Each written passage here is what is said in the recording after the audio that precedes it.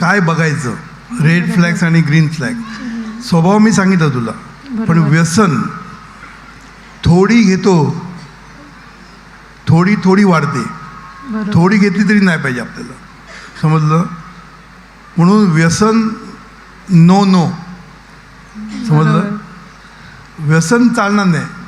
थोडंफार इथे जे पैसे कमी असतील चालतील, पण त्याच्याकडे जर डिग्री असेल, चांगलं त्याच्याकडे त्यांनी नॉलेज घेतलेलं असेल तर पुढे त्याला यश मिळेल. आजच लगेच त्याला काय 6 फिगर मिळणार नाही.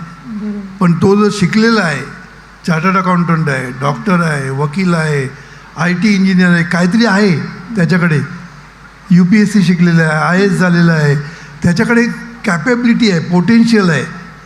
मग पोटेन्शियल बघणं गरजेचं आहे. आपण काय बोलतो, सॅलरी किती आहे, बेडरूम किती आहे, ह्या सगळ्या येणार आहेत तुझ्याकडे, कळलं ना. आणि मी तुम्हाला सांगतो की सगळ्याच गोष्टी 25व्या वर्षी मिळत नाहीत, त्याला सुद्धा वेळ लागतो ना.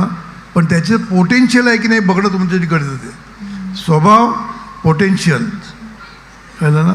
त्याचे लायकिंग्स बघायला पाहिजे आपण, त्याचं काय आवड निवड आहे. आवड निवडमध्ये तुम्ही ॲडजस्टमेंट करू शकता, कळलं ना. पण बाकीचं व्यसनामध्ये तुम्ही ॲडजस्टमेंट नाही करू शकत, बरोबर ना.